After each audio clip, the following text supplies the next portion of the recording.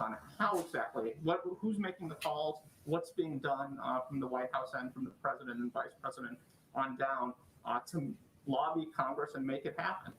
Well, it's going to require Congress and leaders in Congress to move that forward. And the president is eager to sign the George Floyd Act into law, eager to sign a police reform bill into law, thinks those reforms are long overdue. There are conversations happening on Capitol Hill that I will allow them to brief you on. There are leaders who have been outspoken, whether it's Senator Cory Booker, Senator Tim Scott, others in the House who are engaged in discussions about what the path could look like moving forward. We certainly understand and know that the initial bill that was passed, there could be changes. That's democracy in action. That's how legislating happens. And again, the president's eager to sign that bill. We will continue to have senior officials engage with members of Congress on it. Okay, Mike Memling, I've not seen you in the briefing room yet, so welcome to the briefing room in the Biden-Harris administration. I am glad I found my way back. Yes. To follow up on the issue of guns, by some measures, this is at least the third mass shooting of this president's young administration. He has described this as an epidemic, gun violence in this country. And we've seen, in terms of the response to COVID-19, what an all-of-government response from this administration looks like to a pandemic. Why not the same level of response to this ongoing issue of gun violence, the appointing of a senior czar, for instance, beyond just the efforts that are being made on legislation? Well, first, let me say or reiterate, as you said, and the president has said, he believes gun violence is an epidemic. It's a public health crisis. It's destroying communities across the country.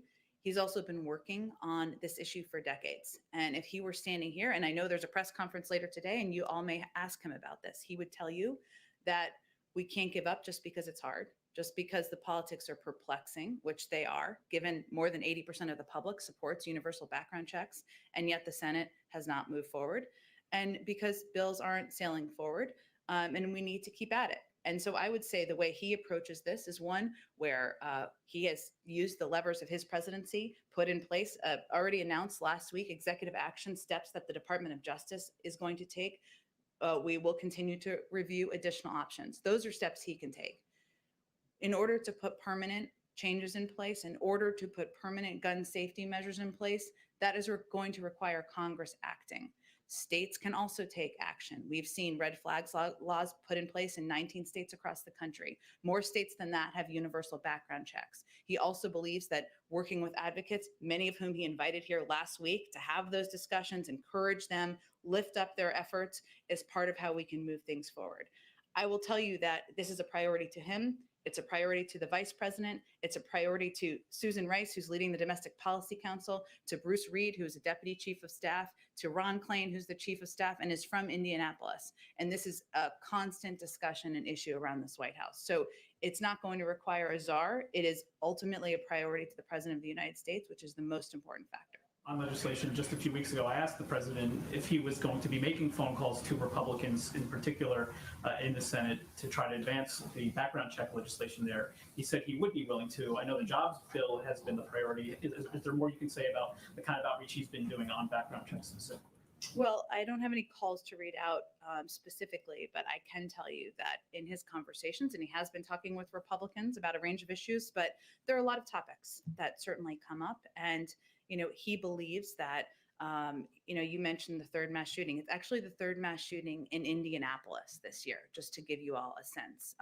Today's also the 14th anniversary of the Virginia Tech shooting, when 33 people lost their lives. So in the president's view, this is an issue that is not partisan.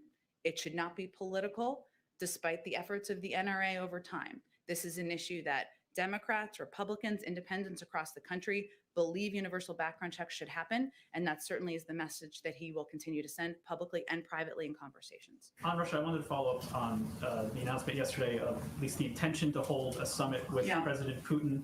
The president himself yesterday afternoon said that he expected or hoped that meeting would happen. I wonder, though, why would you announce a summit intention without a commitment? We still haven't heard one from Moscow. As you know, a high-level meeting of this sort is often a point of leverage with a world leader to try to, bring back change behavior, as it were. Why was that?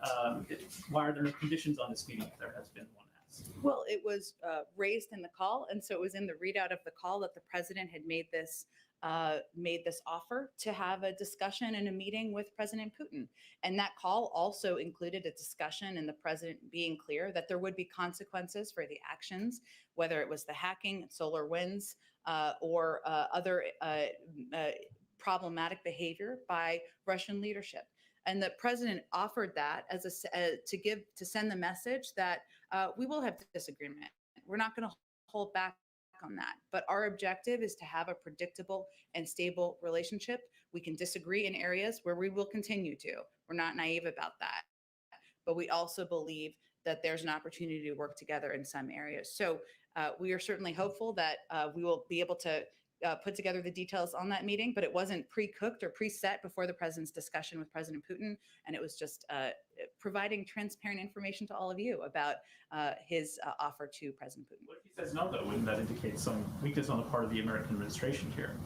Well, I think the president's view is that Russia is on the outside of the global community in many respects at this point in time. It's the G7, not the G8. They have, obviously, we've put sanctions in place in order to send a clear message that there should be consequences for the actions. The Europeans have also done that. What the president is offering is a bridge back. And so certainly he believes it's in their interest to take him up on that offer. Go ahead. Thank you, Jen. Earlier this week, you said that the U.S. had secured commitments with the governments of Mexico, Guatemala, and Honduras to bolster security forces at their border. But yesterday, the special envoy for the Northern Triangle testified on Capitol Hill that there were no agreements. So can you explain the discrepancy? I'd have to look back at his testimony, Kristen. I have it right here. He said he was asked by Congressman Castro. He said, Congressman Castro asked him, I just want to confirm, were there any agreements reached in relation to increasing border security in these countries? And the special envoy said, no, there were no agreements concluded with governments regarding border security. Well, whether or not it was a formal agreement, which it was not, and I never conveyed that it was, these were steps that these countries indicated they plan to take to increase personnel and security to reduce the number of migrants coming across the border. Those are steps they've taken on the ground. Just to be clear, are these new commitments that the Biden administration has secured, or were they already in existence? We never described it as a formal declaration or a formal agreement, but additional steps that they were taking to increase personnel at the border. And those are steps that you can confirm with those countries that they have taken. Okay. Go ahead. One more question. I just have to get around to everyone, so I'll come back to you, I promise. Go ahead. If I can go back to gun safety legislation on the Hill, we're hearing you talk over and over again about the president's support of the House bills, but right now it just doesn't seem like you guys have those votes in the Senate. But we've heard from some Republican senators a willingness to work on a more limited package around background checks. So why not pitch something a little bit more limited, try to get something across the finish line? Is the president willing to engage on a more targeted background check bill? I would say that I would punt that question back to the Republicans who are not supportive of universal background checks or an extension of that, which 80% of the public supports. So our question to them would be, why don't you support what the vast majority of your own constituents support? And this is an expansion of background checks, which prevents guns getting into the hands of people who should not have them. So that's where I would punt you. And you're saying that the executive actions the president took on gun safety were initial steps. You used that phrase over and over. Yep. So what's next? Give us some preview of what other executive actions you guys are considering, because otherwise it's just passing the buck to Capitol Hill. I think it's hardly that. And again, I would say the president has been working on these issues throughout his career for decades. He helped get the assault weapons ban passed. He helped get background checks passed as a part of the Brady bill. He helped lead the effort to get 24 executive actions in place when he was vice president and just took actions on his own. There is a responsibility and a role for the Senate to play. There's a separation of powers here, and also he's looking forward to signing that legislation. So I would say that advocates should pressure Republicans in the Senate, that all of you should pressure Republicans in the Senate and ask them why they are opposing universal background checks when the vast majority of the American public supports it. Go ahead, Jennifer. Oh, thanks. On the cyber attacks and the sanctions on Russia yesterday, a spokesman for the Kremlin says that the U.S. has been informed about what their response is. Can you share what Russia's response is, please? I will let them share what their response is on their own. I am blissfully not a spokesperson for the Kremlin, but they have indicated they were going to have a response. I don't have more. I can react to it once we know what the details are. Has White House been informed about what the response is going to be? Not as of earlier this morning, but I can check with our national security team if there are more details. Okay. On infrastructure, is there anything that you can update us on about the negotiations and these serious negotiations happening with the GOP on pay-fors? Anything you can share on infrastructure? Well, I think what we're waiting for. They've indicated that they're working through that. So we look forward to seriously considering any say that comes our way. But for as I would say, there are basically two options to pay for this job creating plan. The president believes it should be done by having corporations pay their fair share. That's what he's proposed, an increase in the corporate tax rate, global minimum tax. Some in Congress think that it should be paid for by putting the burden on the backs of Americans. We're happy to have that debate, but that's the fundamental disagreement. Those are the two major options. One last thing on the American Families Act, on the American Families Plan. Yep. Can you, any guidance for us on when we'll see that? What might be in it? Any update on that? Not quite yet, but again, we remain on track to having more to share with you in the coming weeks. Go ahead. Thank you very much. About summits, Ukraine's president just this morning called for a summit with France, Germany, and the US. Is the president going to sign up to that? I had not heard that from our national security team. I'll see if we have any plans or have made any decisions about participating. It's very new. Okay. And on Japan, with just less than 100 days to go to the Olympics, and even the torch relay seems to be in all sorts of trouble. What is the president's feeling now about the advisability, safety, etc., of the US team going there? And will he be going there if the Olympics goes ahead?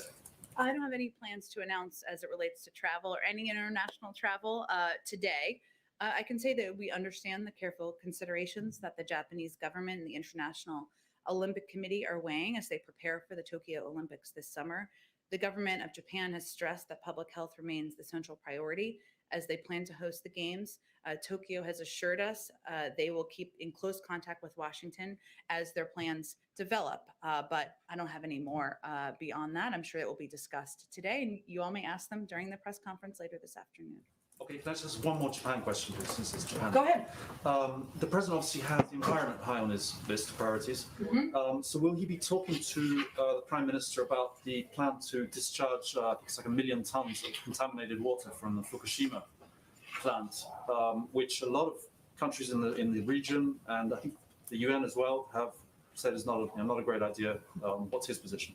I expect that will be discussed. I will also convey that the Prime Minister has announced that he will join the United States in announcing a new 2030 target by the April 22nd Leaders Summit on Climate. And Japan is committed to this target and being a part of the effort to reach net zero targets by 2050. But I expect there'll be more of a readout following the meeting today. Go ahead. Thanks, Jen. I was wondering if the president had actually watched the Adam Toledo video and then also what his reaction was to it. I have not spoken with him this morning. I expect I'll see him later this morning. I will say for those of us who did watch that video, it is certainly chilling and a reminder that across the country, there are far too many communities where there is violence that is impacting that too often in this country, law enforcement uses unnecessary force, too often resulting in the death of Black and Brown Americans. The president, again, has repeatedly said that he believes we need police reform. That's what he says he's calling for Congress to send to his desk. There's an independent investigation, as you well know, and certainly we'll see that play itself through. And then also, have the Bidens been in touch with Prince Harry or any members of the royal family ahead of Saturday's funeral? And do they plan to send flowers or a wreath or any sort of gestures of goodwill? I'm not aware of any points of contact. I'm happy to check with our team and see if there's anything that will be sent ahead of time. Trevor, I'm sorry, I missed you. Go ahead. No, there's kind of a historic moment that's playing out in Cuba in terms of Castro stepping down from the Communist Party and a changing of the guard in terms of the Castro family. moving on in new leadership. Do you have any reaction to that? And why haven't we seen anything from the president as far as sanctions are concerned? Well, broadly speaking, our policy as it relates to Cuba is going to be governed by two principles. Support for democracy and human rights will be at the core of our efforts through empowering the Cuban people to determine their own future. And second, our belief that Americans, especially Cuban Americans, are the best ambassadors for freedom and prosperity. A Cuba policy shift or additional steps is currently not among the president's top foreign policy priorities, but it is an issue, of course, we will remain engaged in and focused on. And I can see if there's more of a reaction to the change in leadership. Absolutely. And then just on the Japan visit today, any update on any assistance that can be given to Japan? They're very early in terms of their vaccination effort. Is that something that's going to be discussed? Do you have anything to offer them on that? And then is there an update on North Korea as well? There's some indication that they have additional reprocessing capabilities that will allow them to produce more fissile material for nuclear weapons. Sure. Well, first, we do expect that President Biden and the Prime Minister will discuss COVID and efforts to address and get the pandemic under control. They've also discussed as a part of the Quad, of course, there's been a discussion about increasing cooperation and support through COVAX, but we expect they will discuss that and that will be a part of the readout following the meeting. As it relates to North Korea, as you know, there has been an ongoing review, which we're nearing the end of that review. Japan has been consulted all along, but the two leaders meeting in person is obviously an opportunity to discuss that in person, which will certainly be a part of the discussion. We understand, what I would underscore Japan's interest in this issue, not only the nuclear program, but obviously stability in the region. So they will discuss that and expect it will be part of the readout as well. Go in the back. Thanks, Jim. Today's meeting with the Japanese Prime Minister is, of course, the president's first face-to-face meeting with a foreign leader. Given that we are still in the middle of a pandemic, can you talk about why you decided that it's now safe to hold these kinds of meetings, and what kind of safety protocols will be in place? Well, I can assure you that we make these decisions very carefully and thoughtfully, and that we ensure that there is adequate testing, social distancing, processes that are put in place to ensure that all participants are kept safe and that we're taking into account the pandemic. There won't be a meal, as an example, which would be standard and traditional for a visit like this. And of course, they will be spread out at the press conference and also even in their meetings, an expanded bilateral meeting. And also it, of course, impacts the limited number of reporters that we will have there for the press conference. So there are a number of steps we take. It doesn't look exactly like the bilateral in-person meetings that many of you have attended in the past. And, you know, we look forward to returning to normal on many fronts, but certainly this one as well. And one more thing. I know that you said President Moon of South Korea will be coming to Washington in I think you said late May. Yeah. Mm-hmm. What other visits can we expect by foreign leaders? And I know you've been asked this before, but again, when can we expect the president to start traveling abroad? I'm ready too. You know, I would say that it should send a strong message about the first two visits that the president will have in person.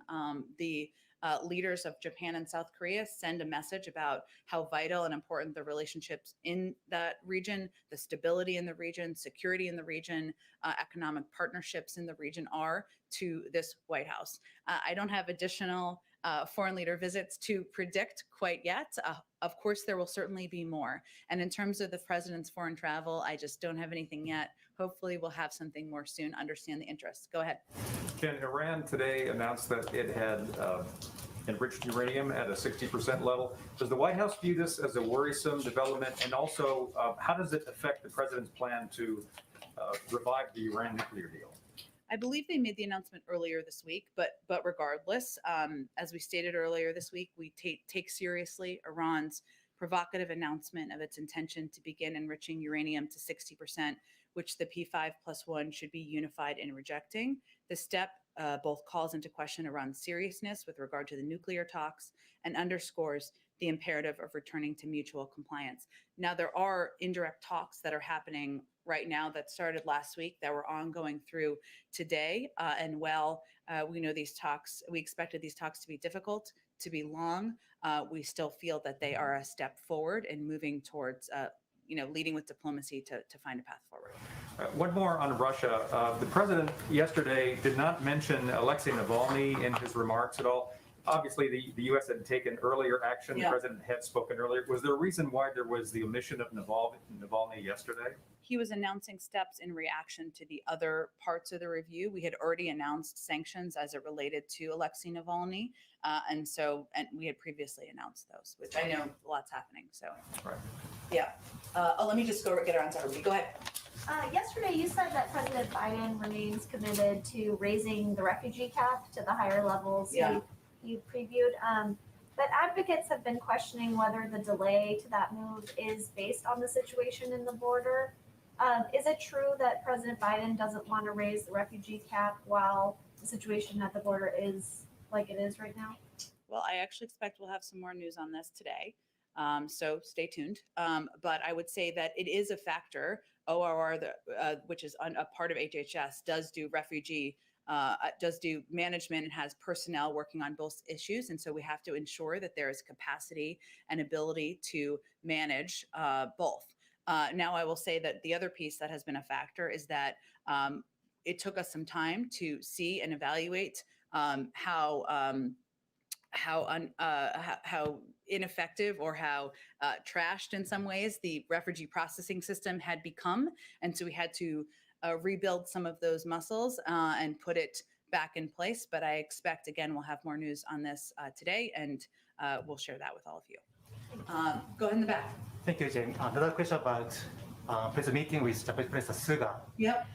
Yesterday, senior officials say Taiwan will be on the joint statement. Can you talk more about Taiwan?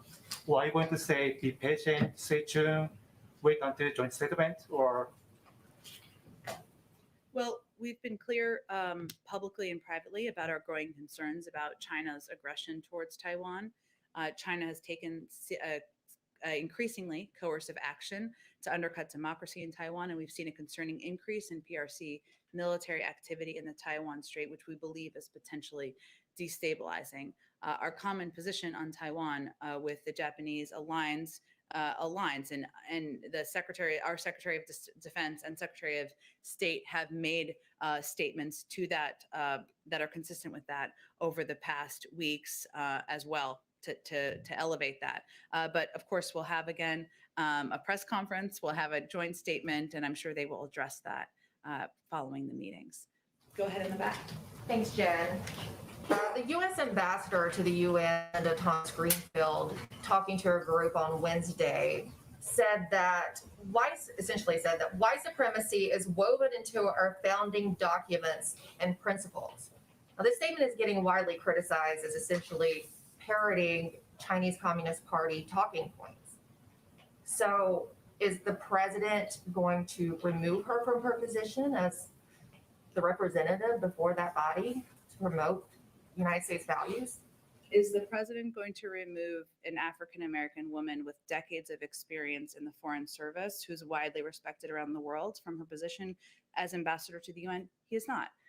He is proud to have her in that position. She is not only qualified, he believes she is exactly the right person in that role at this moment in time. I have not seen her comments. I will say that there's no question that there has been a history of institutional racism in this country, and that doesn't require the UN ambassador to confirm that.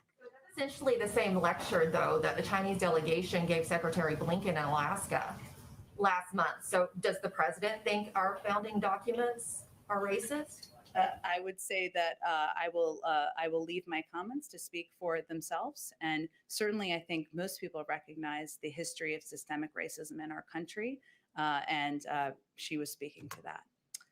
Go ahead, and I promise Kristen to get back to her too. Go ahead. Sure. A quick question and then a longer one.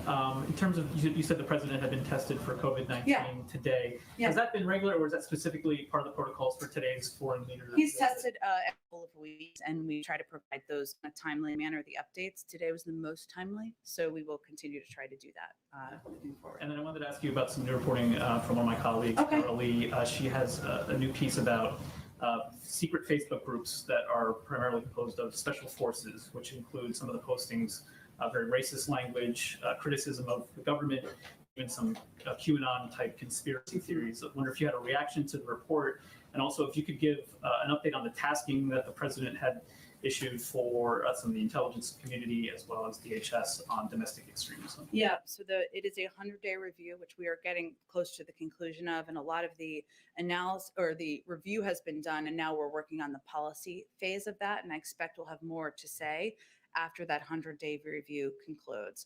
And certainly that review is looking at areas where we see the rise of domestic violent extremism, not through a political prism, but places where we've seen it in the country, places where we've seen it online, and they're looking at all of those forums. And hopefully we'll have more to say on that. We will have more to say on that, I should say, when that review concludes. And just specifically about the reporting from a colleague, have you? Oh yeah, sorry, we have a new friend, another friend today, but yes. What does it say? Would the president have a reaction to this kind of language among some of our most highly trained special forces in the U.S. Armed Services? I would certainly point you to the Department of Defense, but I would say that there's no place for racism, for the projection of that in government or out of government, on forums or publicly speaking, and certainly that is of concern, seeing that to all of us and to the president. Kristen, did you have another question before we go back? Oh, I'm sorry, and we didn't get to you, and I didn't mean to, but we can quickly go, and then we'll go to Aaliyah. Okay, just really quick, I know we've talked about perhaps the possibility of splitting up the infrastructure bill, but just yesterday, one of the president's allies on Capitol Hill, Senator Chris Coons, really floated the idea of splitting it between, just a traditional roads and bridges infrastructure package, and then another one with everything else in the American Jobs Plan. Is that something that the White House is seriously considering? I would say that the president's going to have a bipartisan meeting next week and a number of meetings next week where the jobs plan is going to be central to that. There are a lot of proposals floating around there. One of them is from Senator Coons, who of course is a close ally of the president, but there are a lot of different proposals out there. So he is very open to hearing different ideas, hearing different ways to get these big ideas he's put forward, this historic investment to modernize our infrastructure, create millions of jobs forward. The mechanisms for that, the construction of it, the pieces that it could flow through, he's very open to what that looks like. Go ahead, and then we'll go to our friend. Go ahead. Yeah, thanks, Ben. Just had a quick question for another reporter, but did the assessment of the Russian bounties include whether or not President Trump and his senior advisors have been briefed on those? I'm sorry, I can never, sometimes it's hard to hear with the masks. Did the assessment of the Russian bounties include whether President Trump and his senior administration officials have been briefed on the threat? The assessment was done by the intelligence community to look at available intelligence. So it wasn't looked at briefings or who has been briefed. It was looked at available intelligence. A lot of that came from detainees. Some of that, and hence we announced it was low to moderate confidence, but it's really not done through the prism of politics or the prism of current and past, political appointees, but done through the intelligence available and what can be assessed on that basis. Okay. Hello. So as we have announced last Friday, we're going to try to bring more people into the briefing room to ask questions and bring the White House perspective out to more parts of the country. So Aaliyah's from Indian Country Today. Aaliyah Chavez, thanks for joining us. And what can I help you with? Thanks for having me. I'd like to follow up on the fact sheet that was released this morning from the White House regarding its investments in combating COVID-19 in Indian Country. The plan for $2 billion for third-party billing in the Indian health system shows the significance of Medicaid and other insurance programs. We know that some states are stingy with Medicaid regulations. Does this plan demonstrate the need for tribes to be treated like states so that they can develop their own eligibility rules and priorities? Well, let me just give you all a sense because everybody may not be aware of the announcement that we made this morning. So we, let's see here. Through recently passed legislation from Congress, we announced additional funding, additional resources that will be made available. And so today we announced $4 billion from the American Rescue Plan to support COVID-19 response and healthcare in Indian country. And we will continue to partner and we will work directly with tribal nations in distributing critical resources and ensuring that funds meet the needs of Indian country. So I would say that just as we are working with states directly, we are working with local communities, we have our own federal programs, pharmacy programs and other programs. We will work directly with Indian country to ensure that they have the resources, the funding, the vaccine supply needed in order to get the pandemic under control. Thank you so much. Go ahead. Yes, go ahead. Another question about a key campaign promise of President Biden to tribal leaders, which was to immediately reinstate the White House Tribal Nations Conference.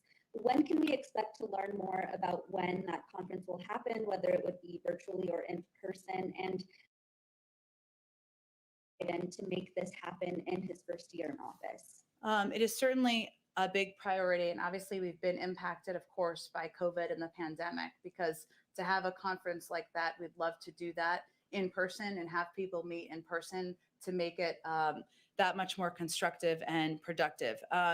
It is, so we hope to aim for late 2021, and we will keep working toward that. I will say that, as you know, Secretary Haaland traveled last week to Utah, and our second gentleman has also traveled twice to Indian country. And we just announced that Secretary Haaland and Domestic Policy Advisor Susan Rice will convene the first White House Council on Native American Affairs meeting at the White House as well. And this is an interagency principals level committee. So that shows you how important this issue is, but we look forward to having that conference, that meeting, hopefully soon. Thank you again. It was lovely to meet you. Thanks for joining us. Okay, well, I'm sorry I have to wrap up because I have a hard out, but we have a press conference today, so you can hear from the president. Thank you everyone so much. Have a wonderful Friday and weekend. Thank you, Jen.